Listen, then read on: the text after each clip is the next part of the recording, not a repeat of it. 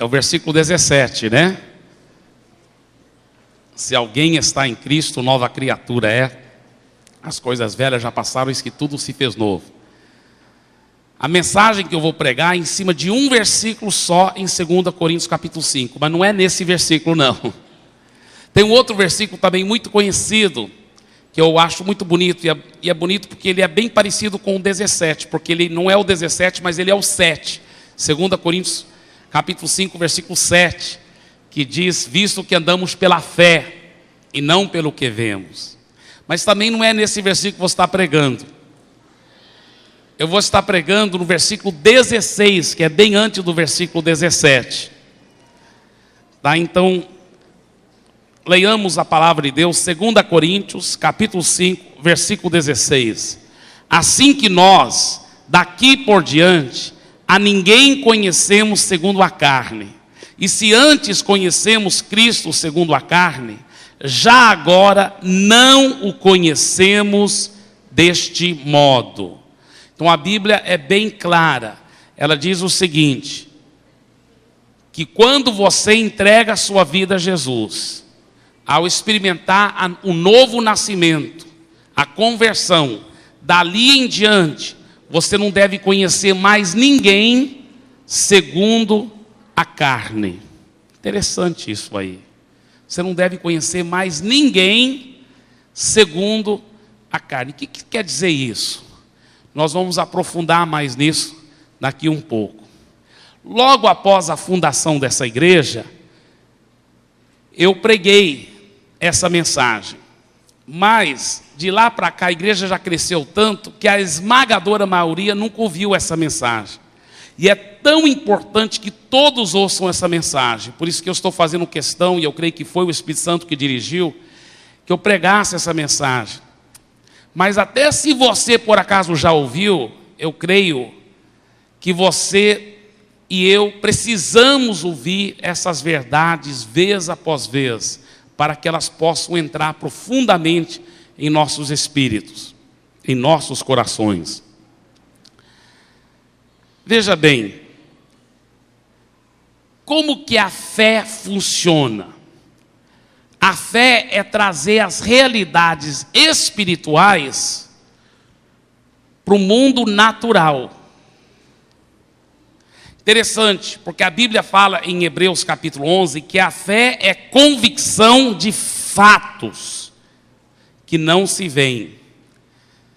Eu, às vezes, fico um pouco triste com pessoas cristãos, bem intencionados, mas que não sabem o que realmente é a fé e usam a expressão pela fé como se fosse um chavão evangélico e de uma forma totalmente distorcida, mística e com pouco valor.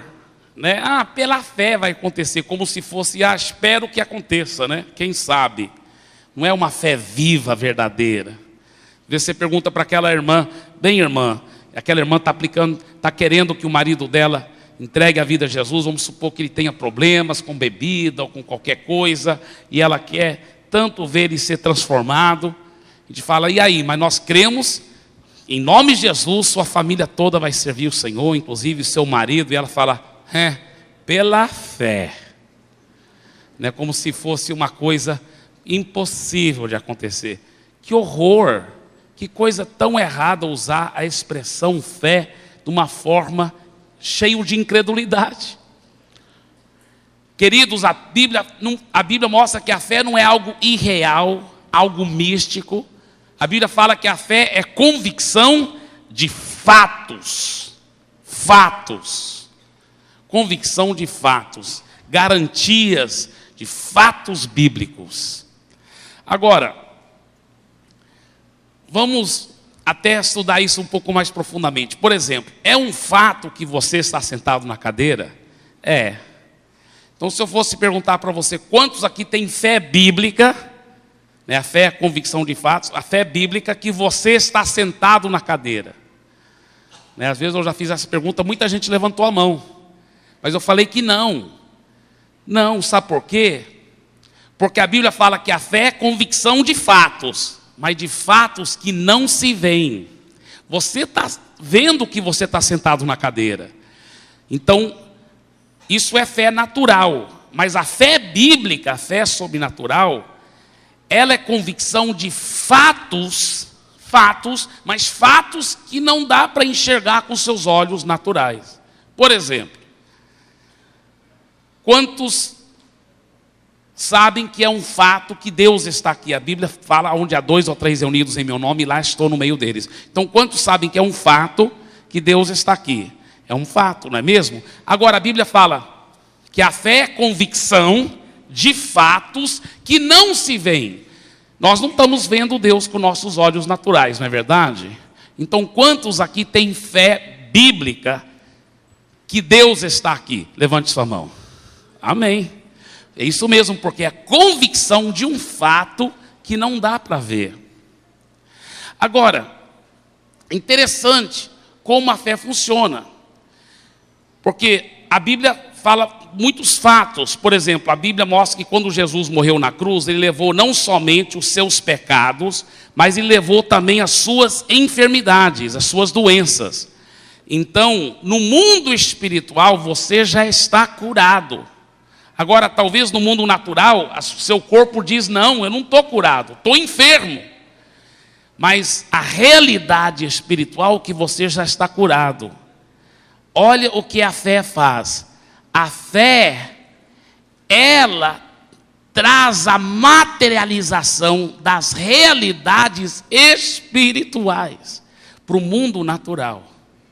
Por isso que a fé é tão importante. Porque é através da fé que essas realidades espirituais podem se materializar no mundo natural. Por isso que é extremamente importante você entender como liberar a fé. E por isso que o apóstolo Paulo disse assim, olha, uma vez que você se converte a Jesus Cristo, dali em diante, você não deve ficar enxergando as pessoas como elas são no mundo natural. Porque se você quiser ajudá-las a materializar as realidades espirituais que estão sobre a vida delas, você tem que enxergá-las pela ótica espiritual. Por isso que ele disse, daqui por diante, a ninguém conhecemos segundo a carne. E em cima desta uma frase, em 2 Coríntios 5,16, que eu quero trazer essa mensagem. Assim que nós, daqui por diante, a ninguém conhecemos segundo a carne. Diga ninguém. Esse ninguém inclui a si mesmo. Você sabia que você não deve conhecer a si mesmo segundo a carne? Isso é um princípio bíblico. O princípio bíblico é que você não deve conhecer mais ninguém segundo a carne. Sabe de uma coisa? Uma vez que a gente entregou a vida a Jesus, e nós olhamos a nós mesmos segundo a carne, pela ótica natural, nossa tendência é ficar deprimido. Porque a gente vê o tanto que ainda estamos aquém do plano de Deus para a nossa vida. Nós vemos tantas áreas em que ainda pisamos na bola, que ainda não estamos fazendo tudo aquilo que Deus gostaria que nós fizéssemos. Não é verdade? Então, o que acontece? Nós começamos a ficar deprimidos e tristes. Mas você sabia que era pecado? Sabia que era pecado insistir em ficar se enxergando segundo a ótica natural? A Bíblia fala que não. Você tem que se enxergar como você é no mundo espiritual. Você tem que enxergar essas realidades espirituais sobre a sua vida. O que diz a Bíblia? Que se você já nasceu de novo, você agora é uma nova criatura. As coisas velhas já passaram, tudo se fez novo. A Bíblia diz, se você já nasceu de novo, você já é um mais que vencedor. A Bíblia diz que você já morreu para o pecado e que o pecado não tem domínio sobre você. A Bíblia diz que você é cheio do amor de Deus. Talvez você diz, mas pastor Eibe, no natural eu não sou assim. Ainda estou lutando contra o pecado. Ainda estou lutando contra a falta de amor em casa. Pois é, sabe por quê? Porque é através da fé que você vai pegar as realidades espirituais para que elas possam materializar no mundo natural. Se você ficar se enxergando como você é só no natural, além de ficar deprimido, você nunca vai vencer a vida. Você nunca vai poder ver a materialização dessas realidades espirituais sobre você. Porque a Bíblia mostra que na hora que você nasceu de novo, aconteceu, você sabia, mais do que 300 milagres em você. Você sabia disso? No momento que você entregou a vida a Jesus, mais do que 300 milagres aconteceram em você, dentro de você.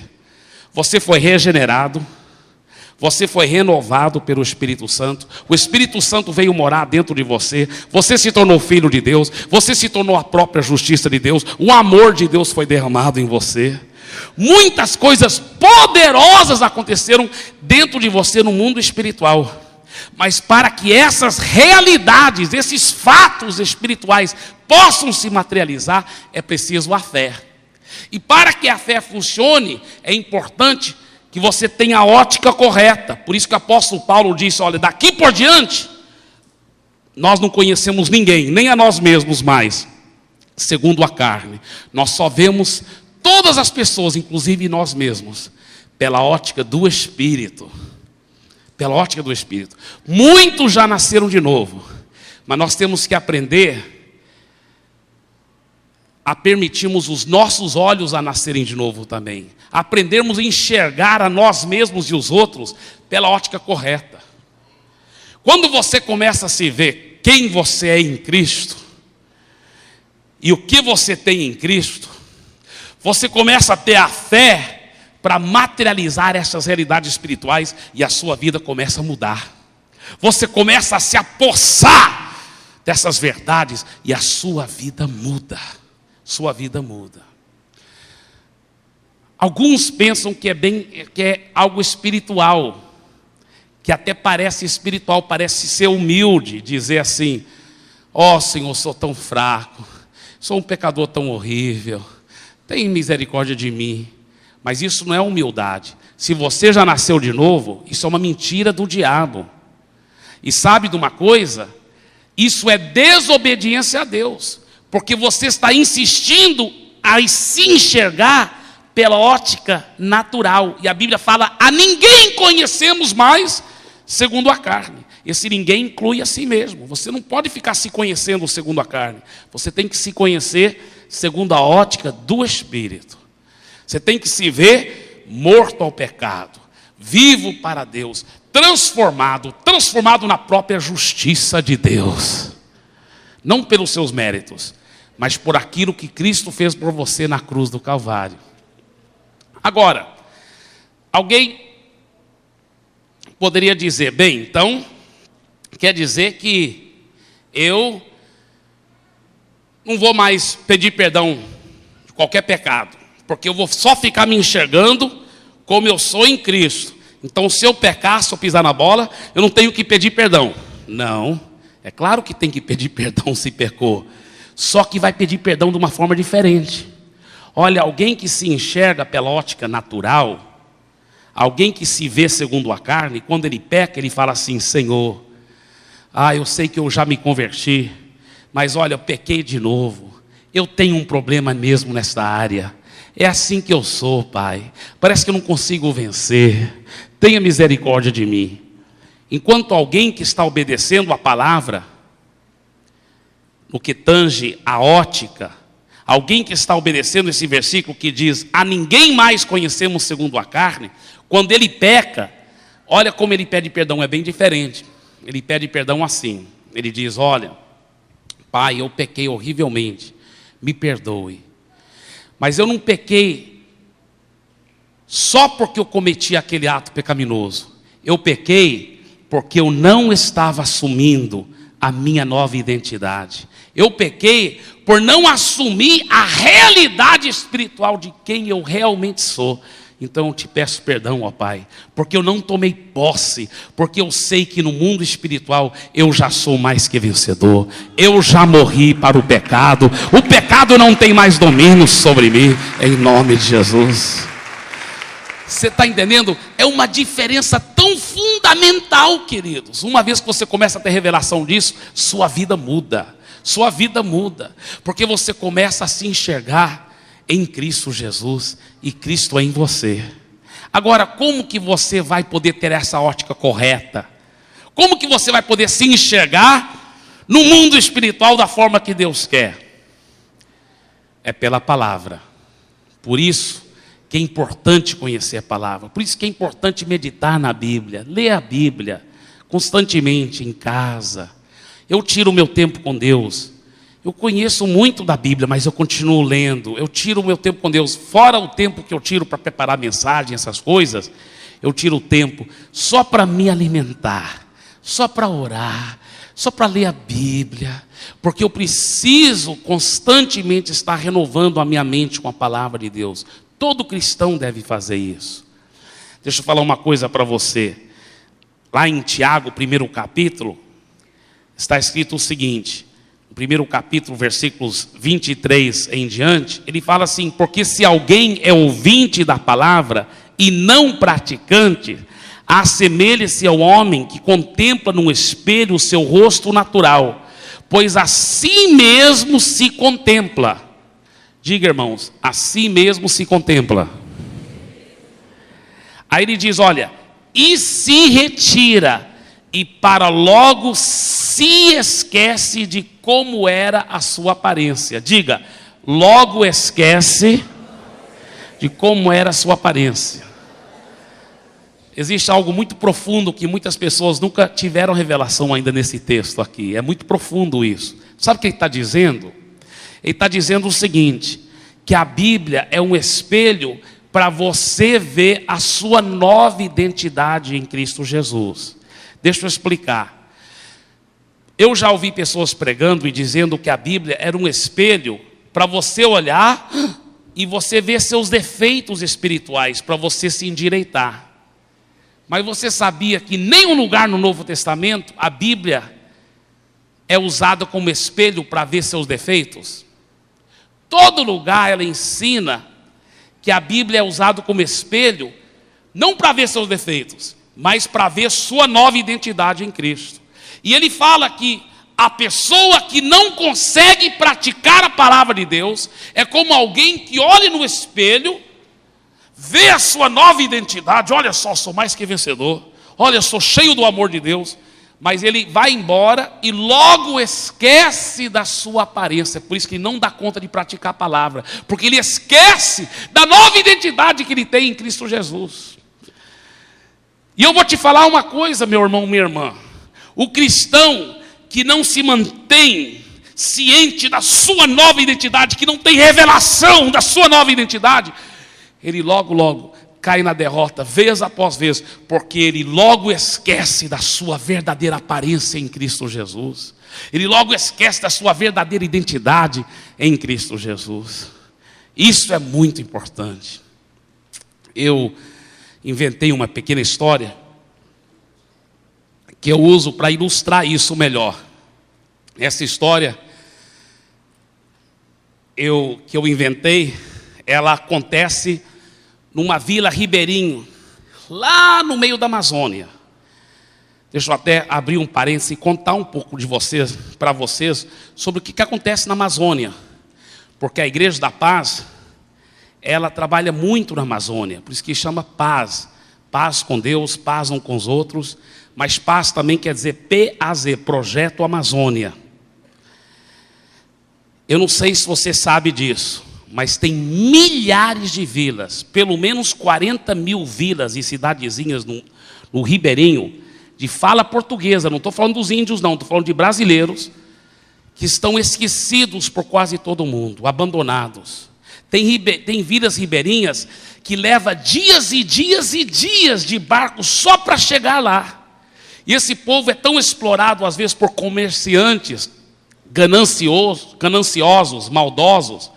Às vezes o comerciante vai lá no barco dele e troca 1 quilo de sal, meio quilo de sal, por um grande saco de farinha.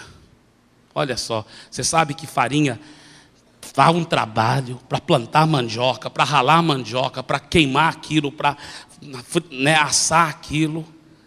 Eles são muito sofridos. Muitas vezes eles morrem de doenças tão banais, porque não tem nem os primeiros socorros lá. Não tem nada, são abandonados pelo governo, por todo mundo. Então a Igreja da Paz tem entrado nessas comunidades. Nós temos mais do que 500 igrejas na Amazônia, mais do que 500. E a maioria delas é lá nos ribeirinhos. E nós temos mais do que 80 barcos fazendo um trabalho de evangelismo. E esses barcos levam equipe de médicos, de dentistas. Nós furamos poço para eles poderem ter água potável. É muito bonito o que acontece. Nós treinamos um auxiliar da saúde e damos remédio para eles poderem cuidar das pessoas lá nessas comunidades carentes. É tão lindo o que está acontecendo, é tão bonito. Mas isso é só pano de fundo histórico para a história que eu inventei. Vamos supor numa vila dessa, lá isolada, tão longe, tão isolada, que nem espelho não tinha nessa vila. E lá nessa vila tem uma jovem, isso é uma história que eu inventei, viu, irmãos? Tem uma jovem muito, muito bonita, mas muito bonita mesmo. Muito linda, quase tão bonita como minha esposa. Agora isso seria impossível, né? Mas muito bonita mesmo. E essa jovem, muito linda, ela já cresceu com a mãe, com todo mundo falando que ela era bonita. Ela mesma nunca tinha se visto no espelho, mas todo mundo diz que ela é bonita e ela acredita. E a mãe arruma a ela, e ela também se arruma. E ela é muito extrovertida, tem muitos amigos, muitas amigas. Mas um dia, algumas invejosas começam a falar entre si, porque estão com tanta inveja daquela jovem linda, que elas começam a falar assim entre si: ah, eu não acho ela tão bonita, não. E a outra diz: eu também não acho. E a terceira fala assim: eu acho ela até feia. Ela é feia, é feia. Elas se convencem psicologicamente que a jovem é feia. Então, uma passa pelaquela jovem e fala assim: você acha que você é bonita, mas você não é não, viu? Aí outra passa e fala assim: olha, não é só eu não, tem muitas que te acham feia, viu?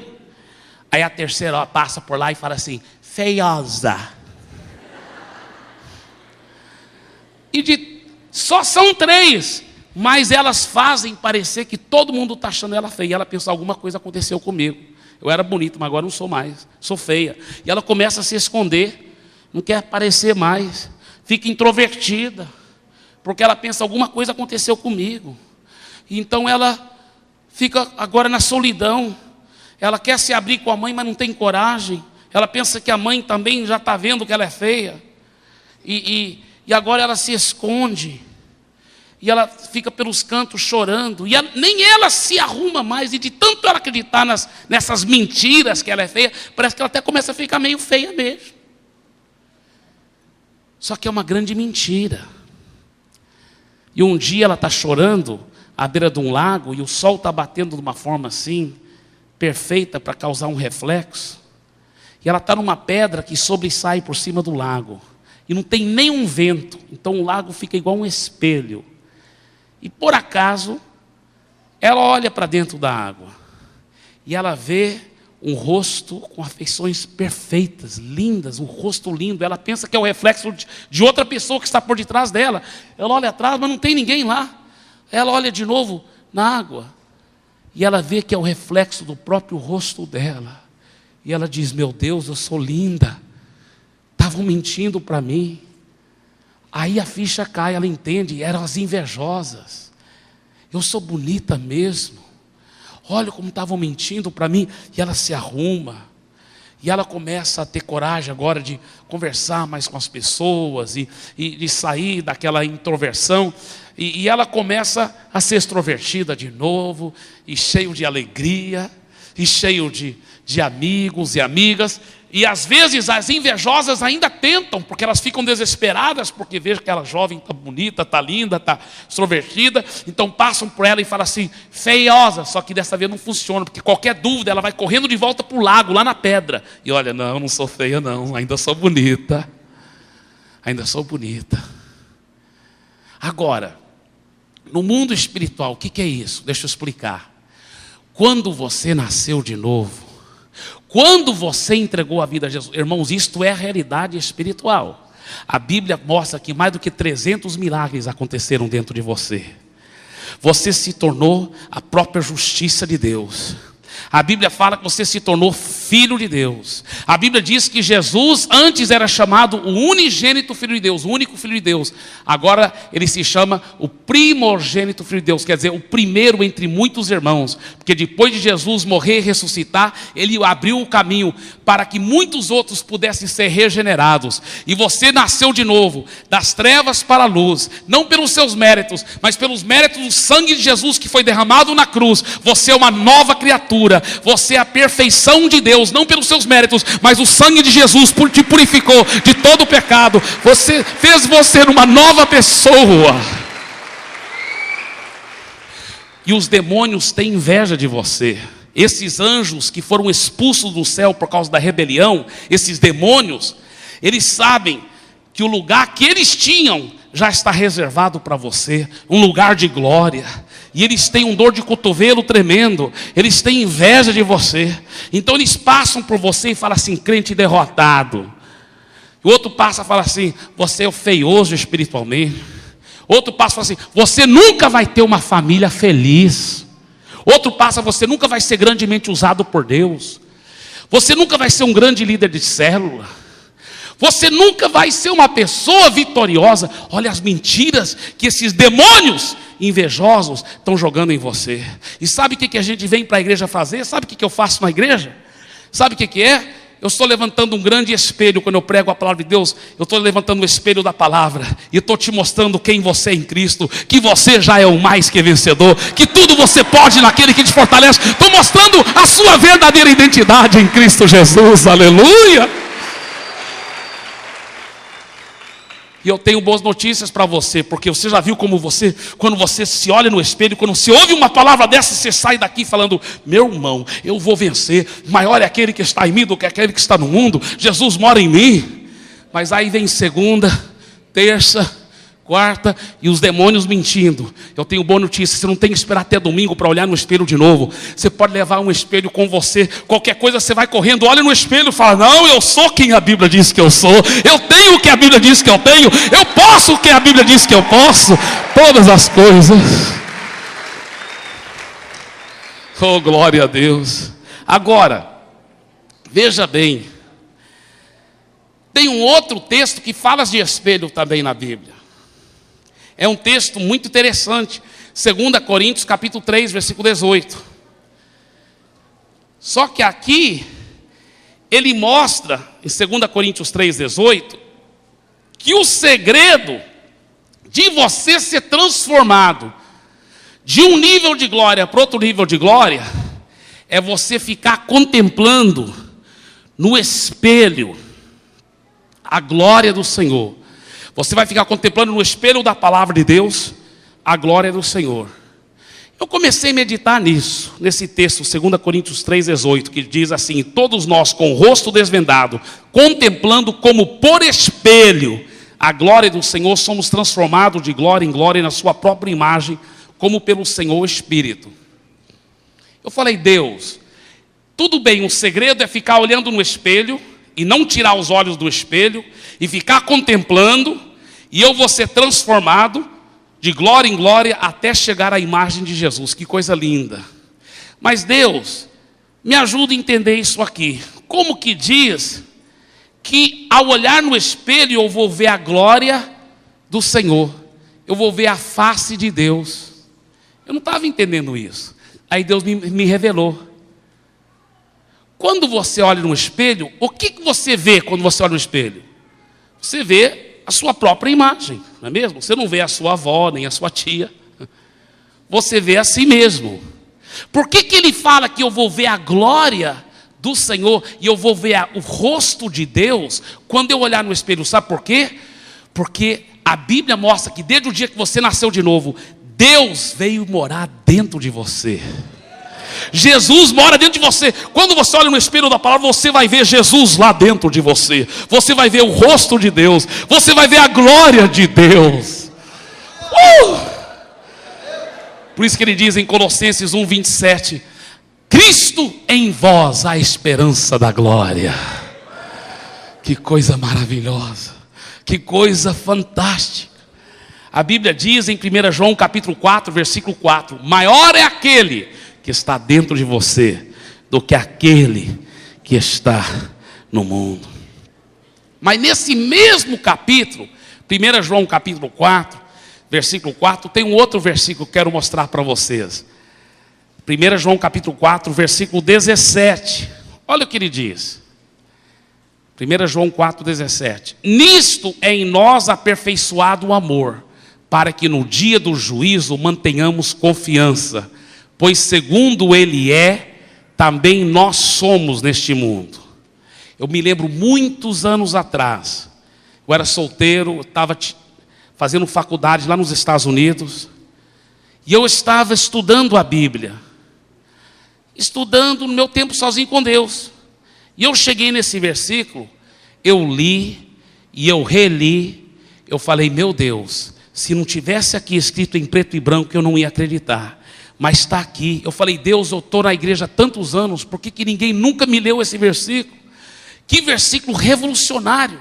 Meus irmãos, esse versículo transformou minha vida, porque eu decidi acreditar na palavra. Olha que o versículo fala, porque segundo ele é, também nós somos neste mundo. A Bíblia fala que quando você entregou a vida a Jesus, você foi tão transformado, que no mundo espiritual, você já é, não vai ser não, já é, assim como Jesus é, você já é neste mundo, ele diz. Imagina uma coisa dessa. No mundo espiritual, não é pelos seus méritos, não é porque você fez tudo certinho, mas porque o poder regenerador do Espírito Santo foi tão poderoso. Quando você nasceu de novo, ele fez você numa cópia de Jesus. Então, além de Jesus ser o seu irmão mais velho, porque ele é o primogênito, filho de Deus, e você agora também é filho de Deus, você é uma cópia dele, assim como ele é, você é neste mundo. Olhe para o seu vizinho e fala assim, se você já entregou a vida a Jesus, a Bíblia diz que assim como ele é, você já é neste mundo. Agora, essa próxima coisa vou pedir que seja homem com homem e mulher com mulher, a não ser que seja um casal, tá? Pode ser com a esposa, o marido, não tem problema. Mas se não for com a esposa, o marido, que seja ou com pai ou filho, né?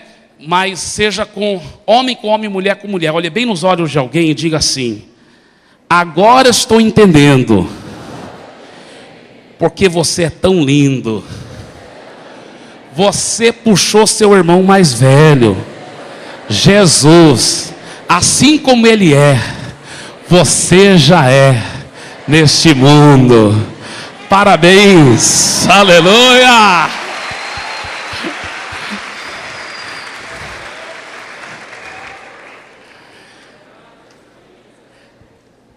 Em segundo lugar, nós não devemos conhecer os nossos irmãos em Cristo segundo a carne. Voltando para o nosso texto, ele diz em 2 Coríntios 5,16, porque daqui adiante, assim que nós daqui por diante, a ninguém conhecemos segundo a carne. Esse ninguém inclui os nossos irmãos em Cristo. A Bíblia mostra que você não deve conhecer seus irmãos em Cristo segundo a carne. Interessante isso. Sabe, irmãos, muitos não têm obedecido essa palavra e têm olhado para os irmãos em Cristo segundo a ótica natural. E sabe que é fácil ficar deprimido também se você olhar para os seus irmãos em Cristo segundo a ótica natural, porque você vai ver os defeitos deles, as falhas. É fácil não somente ficar deprimido, mas até ficar crítico, cínico, descrente, se você desobedecer a palavra. Por isso que a Bíblia fala que daqui por diante, a ninguém se deve conhecer segundo a carne. Você deve conhecer seus irmãos em Cristo segundo a ótica espiritual. Você deve enxergá-los como eles são em Cristo também. Você deve enxergá-los pela ótica espiritual. Isso é muito sério. Quando a pessoa insiste em desobedecer a Bíblia, e ficar vendo os irmãos segundo a ótica da carne, é fácil não somente se tornar uma pessoa crítica, cínica, mas até é fácil se tornar suscetível às mentiras do diabo e começar a acreditar o pior das pessoas. E logo essa pessoa fica tão doente espiritualmente que até onde não tem defeito, ela começa a enxergar defeito. A realidade é essa. Até onde não tem defeito. De tanto ela acostumar em só ver defeitos, ela chega ao ponto de até enxergar defeito, até onde não tem defeito. Uma pessoa doente espiritualmente como assim, se ela chegar aí para o céu, até no céu ela iria ver defeito. Até no céu ela ia ver falhas. Por quê? Porque é doença. Isso é uma doença espiritual. A Bíblia fala que os nossos olhos são a janela do nosso corpo. E a Bíblia fala, se os olhos forem bons, todo o corpo fica cheio de luz. Mas se os olhos foram maus, e vemos sempre defeitos nas pessoas, o corpo fica cheio de trevas. E onde há trevas, há engano. O diabo engana a pessoa. O diabo leva ela para opressão. E onde há trevas, esconderijo de demônios. Por isso, irmãos, o apóstolo Paulo diz, inspirado pelo Espírito Santo, é pecado eu enxergar meu irmão segundo a carne. Daqui em diante, a ninguém conhecemos segundo a carne. Eu me lembro que quando eu era pequeno, eu comecei a aprender a ler e eu comecei a ler a Bíblia. E na minha falta de conhecimento da Bíblia como um livro inspirado pelo Espírito Santo, eu lia os escritos do apóstolo Paulo e eu achava que o apóstolo Paulo talvez tinha um problema com orgulho. Porque eu lia versículos como, por exemplo, 2 Coríntios 2,14. O apóstolo Paulo, escrevendo lá pelo Espírito Santo, ele disse: graças, porém, a Deus, que em Cristo sempre nos conduz em triunfo e manifesta através de nós a fragrância do seu conhecimento em todo lugar. Tudo posso naquele que me fortalece, Filipenses 4,13. Romanos 8,37. Em todas essas coisas somos mais que vencedores. Aí eu falava, acho que o apóstolo Paulo está um pouco orgulhoso, Mas depois o Espírito Santo foi me mostrando que não era orgulho. Ele estava sendo simplesmente honesto com quem ele era em Cristo. Ele estava insistindo em se enxergar, não pela ótica natural, mas pela ótica espiritual. Por isso que o próprio apóstolo Paulo disse, a nossa suficiência é de Cristo. Porque sem Cristo nós seríamos nada. Mas com Jesus que nós somos tudo. E eu comecei a entender isso. E aí eu vi como o apóstolo Paulo enxergava os outros também. Por exemplo, Romanos 15,14. Ele escreve para os cristãos lá em Roma. Ele diz, olha, e certo estou, meus irmãos, eu mesmo a vosso respeito, que estáis possuídos de bondade, cheios de todo conhecimento, e aptos para vos admoestardes uns aos outros. E eu vi que o apóstolo Paulo, ele não estava falando essas palavras como se fosse um exagero, ou um jeito de bajular os irmãos. Não, ele estava falando de realidades espirituais. Ele estava vendo os irmãos como eles realmente eram em Cristo. Ele estava enxergando os irmãos pela ótica do Espírito e não pela ótica da carne. E eu falei, eu vou começar a enxergar meus irmãos desse jeito também. Minha vida mudou. Minha vida mudou. Eu comecei a acreditar nos irmãos, comecei a ver os irmãos como eles são em Cristo. Eu ainda estou aprendendo mais sobre isso, mas é tão gostoso, é tão precioso. Talvez você diz, mas se eu só enxergo eles como eles são em Cristo, perfeitos em Cristo, então eu nunca vou confrontar, nunca vou corrigir nenhum irmão, pastor? Não, você deve corrigir. A Bíblia fala que se você ama, você vai corrigir com espírito de brandura e amor. Só que você vai corrigir de uma forma diferente. Porque quem não enxerga seu irmão, segundo a ótica do Espírito, ele corrige assim. Quando o irmão pisa na bola, vamos supor que ele falou com falta de amor com outra pessoa. Então ele chega e fala assim para aquele irmão: irmão, você falou de uma forma tão horrível com aquela irmã, com tanta falta de amor. Eu vejo que você tem um problema nesta área. Olha só. Eu vejo que você tem um problema nesta área. que você tem que orar para Deus te mudar, meu irmão. Porque você tem um problema nessa área. Você age assim com as pessoas, que coisa feia. Agora, alguém que enxerga as pessoas segundo a ótica do Espírito, ele já corrige diferente. Ele fala assim: irmão querido, naquela hora que você falou com falta de amor, aquele um momento que você falou com falta de amor com a irmã, sabe, aquilo foi errado, mas sabe de uma coisa? Eu te conheço. Você não é assim. Isso não é você. Você agiu de acordo com uma mentira maligna. Porque você, eu te conheço, a palavra mesmo me fala quem é você. A Bíblia fala em Romanos 5:5 que o amor de Deus já foi derramado no seu coração. A Bíblia fala em 2 Timóteo capítulo 1, versículo 7, que você tem um espírito de amor e moderação. A Bíblia diz em 1 João 4:8 que Deus é amor, e 1 Coríntios 6:17 que quem se uniu ao Senhor se tornou um espírito com Deus. Então eu sei que você também está cheio de amor. Você não agiu, naquele um momento você não agiu como quem você realmente é, meu irmão. Então por que você não vai lá para aquela irmã, pede perdão para ela? Porque isso, você é desse jeito, você é muito amoroso, você é cheio do amor de Deus, porque eu te conheço, eu sei quem você é. Olha a diferença que faz. Olha a diferença que faz. Um está insistindo em enxergar pela ótica da carne, desobedecendo a Bíblia. Mas a Bíblia fala: a ninguém conhecemos segundo a carne. Então o outro está obedecendo. Está falando: eu não vou conhecer mais esse irmão segundo a carne. Eu vou só conhecê-lo segundo o Espírito. E até quando corrige é diferente. Não é bonito isso?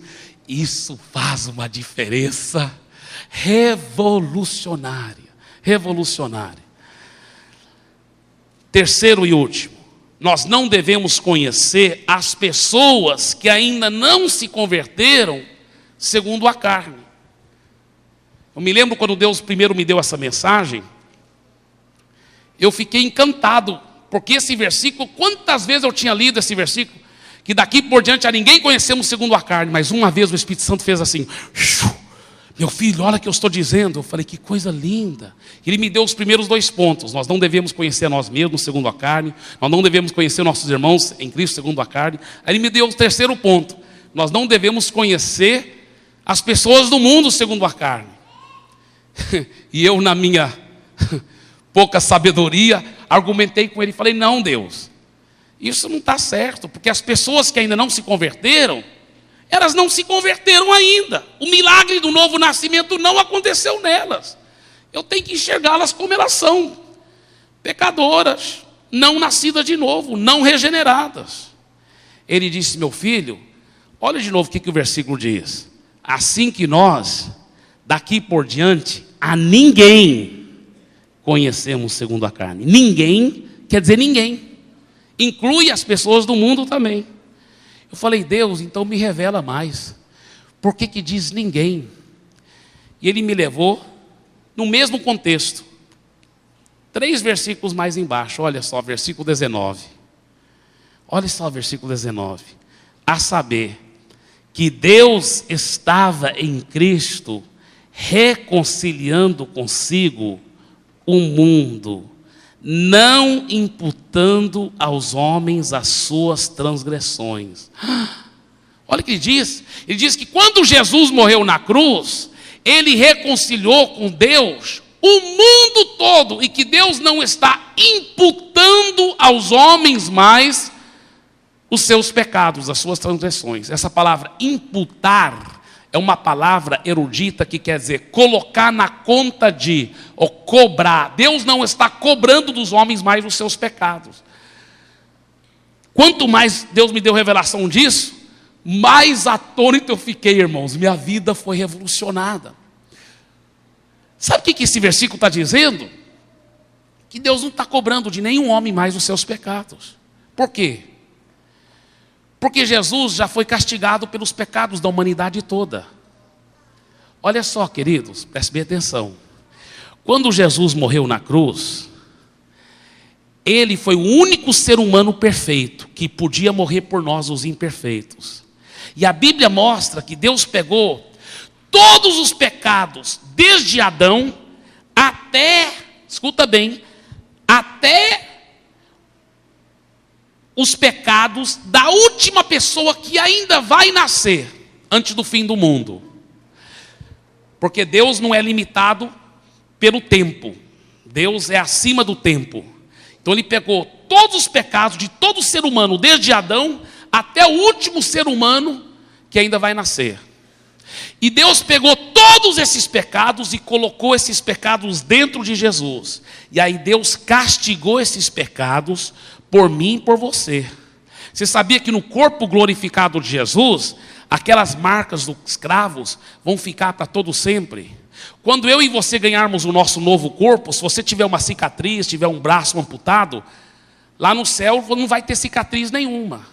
Mas no corpo de Jesus, aquelas marcas dos cravos vão ficar por toda a eternidade. Sabe por quê? Porque Ele, como um ser infinito, sofreu infinitamente por mim e por você na cruz do Calvário.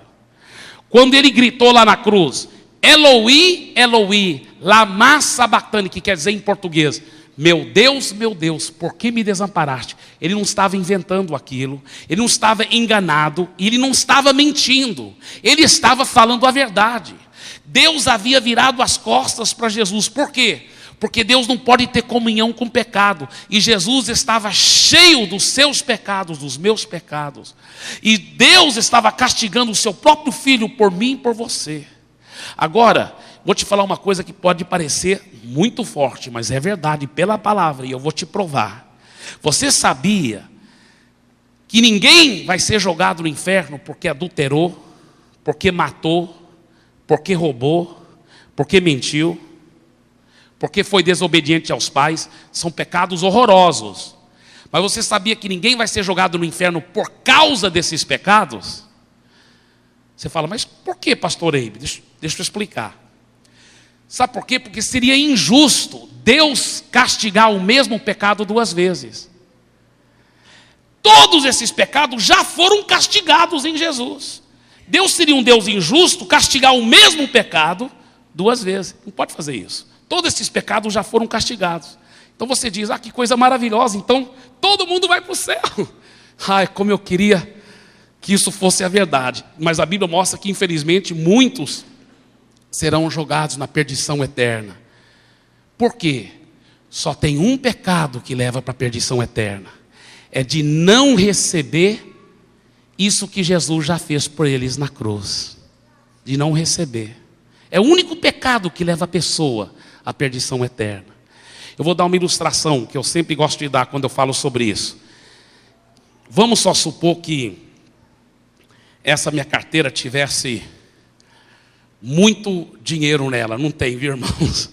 Mas vamos só supor que ela tivesse assim 10 mil reais dentro dela.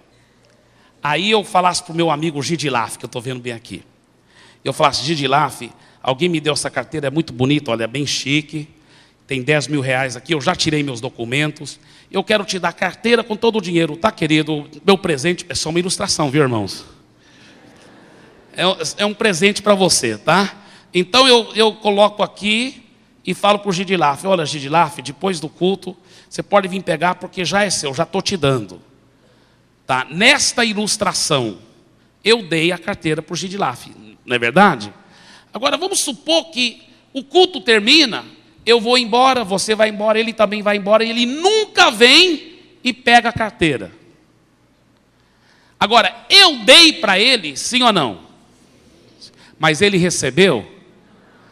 Aí que está a diferença. Deus já deu a salvação para todo mundo. Deus já deu o perdão de pecados para todo mundo. Deus já deu a cura completa para todo mundo. Deus já deu. Jesus já morreu pelos pecados de todo mundo. Todo mundo, Deus já deu a salvação. Alguns recebem, outros não recebem. E o único pecado que leva a pessoa para o inferno é de não receber de graça essa salvação. Que coisa forte, irmãos. Por isso que eu agora enxergo as pessoas do mundo com uma ótica diferente. Antes eu enxergava eles como pecadores, que tinham que arrepender para ser salvo. Hoje eu falo para eles, ei, eu tenho boas notícias, Jesus já te salvou. Jesus já te curou. Você não quer receber essa salvação? Jesus já levou todos os seus pecados. Jesus já levou todas as suas doenças. Jesus já garantiu lá na cruz para que a sua família fosse feliz e você tivesse uma vida de sucesso. Você não quer receber isso? Você não quer receber de graça esse presente? Que coisa maravilhosa. Daqui em diante, a ninguém conhecemos segundo a carne. A ninguém, nem as pessoas do mundo. Já pensou numa coisa maravilhosa como essa? Eu vou terminar a minha mensagem com uma história verdadeira que o pastor Show, pastor da maior igreja do mundo, conta que aconteceu na igreja dele. Achei muito bonita essa história. Ele disse que uma senhora de 50 e poucos anos de idade foi lá para o gabinete dele chorando, pedindo oração. Ela disse: olha, minha família está sendo destruída e tudo é por causa da minha filha. A filha dela parece que tinha 17 anos de idade, se eu não me engano. E a história vai mais ou menos assim. Ela disse: olha, minha filha começou a sair com os homens e a se prostituir. E lá na Coreia, né, cultura oriental, a honra é algo tão importante. Ela disse: minha filha começou a ir para o motel com os colegas de trabalho do meu marido. Meu marido quase não aguenta a vergonha que ele está passando. Minha filha tem saído com os colegas da faculdade dos meus filhos. Meus filhos não estão aguentando mais, estão dizendo que vão até sair de casa. Ela está destruindo minha casa. E ela nem mora mais com a gente quase, porque ela só vive dormindo com esses homens nessa vida.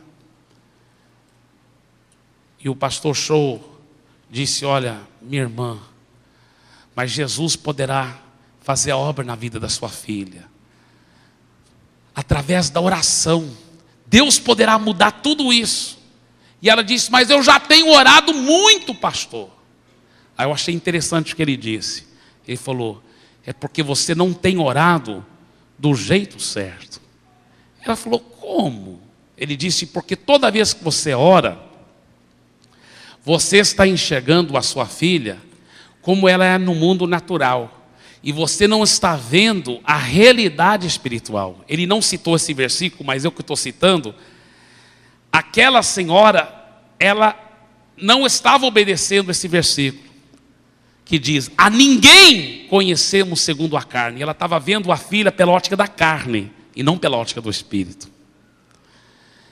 Ela não entendeu isso que ele disse, né? Então ele falou: eu vou te explicar melhor. Ajoelha aqui, fecha os seus olhos. Ela fechou os olhos. Ele disse: agora eu quero que você enxergue 2000 anos atrás. Imagina como foi quando Jesus morreu na cruz. Você está vendo lá, na sua imaginação, como foi mais ou menos Jesus morrendo lá na cruz, derramando o sangue dele? Ela disse: sim, eu estou. E ele perguntou para ela: por que Jesus derramou o sangue dele, minha irmã? Ela, sendo uma cristã, já conhecia a palavra. Ela disse: para nos purificar dos pecados. Ele disse: é verdade. O pior assassino, o pior ladrão, se ficar debaixo dessa cruz e for lavado com sangue, fica perfeito, alvo como a neve, não é verdade? Ela disse: é verdade. Ele disse: então agora, enxergue a sua filha agora, ajoelhada, debaixo da cruz de Cristo, e aquele sangue está escorrendo sobre ela. Você está vendo agora a sua filha? Ela disse: eu estou. Antes eu só enxergava minha filha como uma prostituta. E eu orava assim, pensando nela como uma prostituta. Mas agora, pastor, eu vou orar diferente. Eu vou orar já vendo a minha filha lavada pelo sangue de Jesus. Aleluia!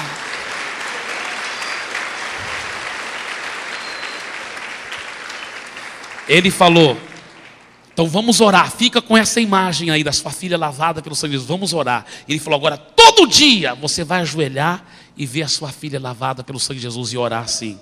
Irmãos, passou pouco tempo, depois que ela começou a orar dessa forma bíblica, enxergando pela ótica do Espírito. Sabe o que aconteceu?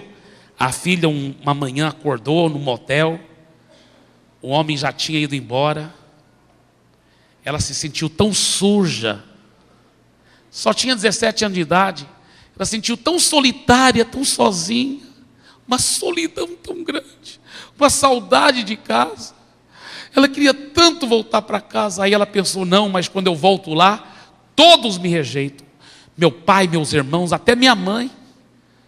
E ela pensou: mas eu estou com tanta saudade da minha casa, eu vou voltar. E ela disse consigo mesma, isso é uma história verdadeira, ela disse assim: eu vou voltar pela última vez. Se eles me rejeitarem, eu saio e nunca mais eu volto para casa. Só que a mãe agora estava com uma nova ótica, orando com fé. Quando a filha chegou lá para o apartamento e tocou a campainha, que a mãe abriu a porta e viu que era a filha, a mãe saiu correndo e abraçou a filha. E a filha desmontou nos braços dela. E a mãe amou a filha, levou a filha para dentro da casa, cuidou dela, amou a ela, falou de Jesus para ela, falou como ela já estava enxergando a filha, pura, transformada, lavada pelo sangue de Jesus. A filha foi para a igreja, entregou a vida a Jesus. A filha, ainda jovem, começou a ser tão abençoada por Deus. Deus deu um jovem tão legal da igreja para ser o marido dela. Ela casou com ele. E ela se tornou uma líder de célula, depois supervisora de muitas células. O pastor Show diz que no domingo ele vai pregar, ele vê lá na igreja dele aquela senhora jovem, agora é uma senhora jovem, juntamente com seu marido, com seus filhos, feliz na vida, louvando Jesus, sendo tão usada por Deus. Ele lembra de como tudo começou, porque a mãe começou a enxergar pela ótica do Espírito. Porque daqui por diante a ninguém conhecemos segundo a carne. Vamos ficar em pé, por favor.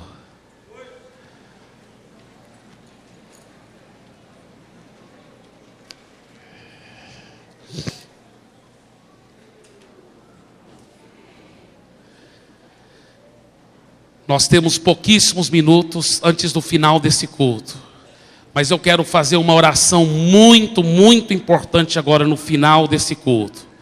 Essa oração é para aquelas pessoas que querem entregar a sua vida totalmente a Jesus. Talvez você diga: